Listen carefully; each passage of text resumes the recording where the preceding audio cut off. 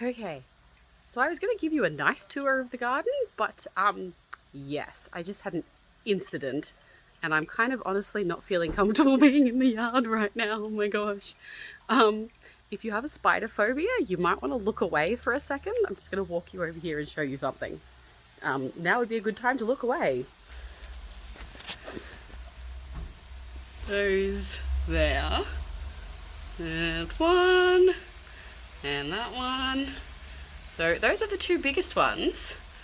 They are funnel web spiders, which are very poisonous. There's another one you can see in the background there. And they have just come out from behind this entire drain pipe here in our yard.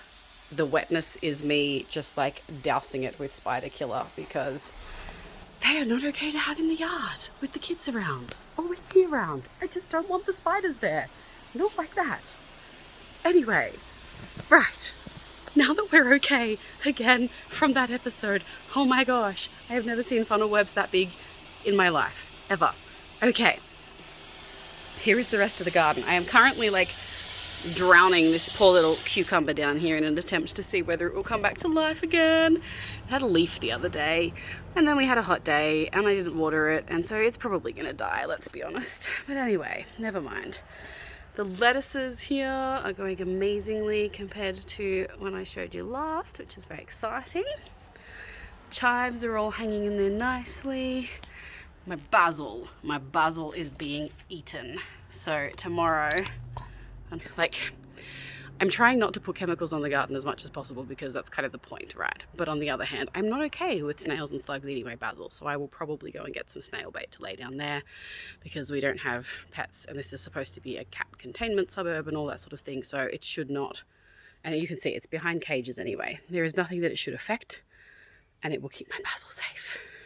And then next to the basil, we have the tomatoes, which are actually doing quite well. They're just lying down a bit right now because I doused them with the hose.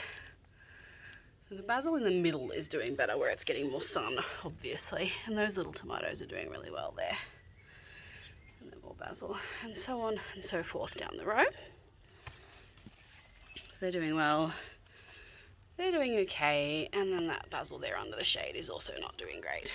Anyway, I guess that's to be expected.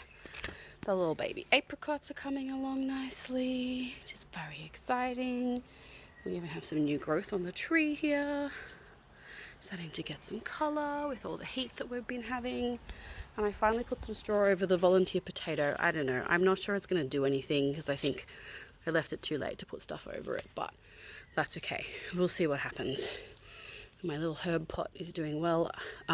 Last time you saw it, the sage was like this high, but I have now harvested all of that off to give the other plants a bit more room to come through and given them all a bit of a trim, and at the moment they are all lying on my kitchen bench drying out.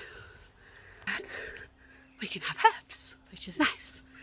Okay, oh my gosh, I'm sorry, my hair is just like, why am I even filming a video right now? This is ridiculous, but that's okay. All right, we have the lovely orange tree, which no longer has any flowers on it, but as you can see, has lots of little babies. So that's exciting. Hopefully they will actually come all the way to fruit this year. The lemon is not looking so great. It is also getting really yellow leaves like the mandarin, not that one, that's the healthy one, like that mandarin there. This is the one that's doing really well, and you can see there's lots of little baby mandarins happening there, which is very exciting. But this other one down here has got lots of yellow leaves as well, so I need to go out tomorrow. I need to get some snail bait for the basil, and I need to get some citrus fertilizer basically to feed these poor little babies. That will be a tomorrow job, along with the last of our Christmas shopping.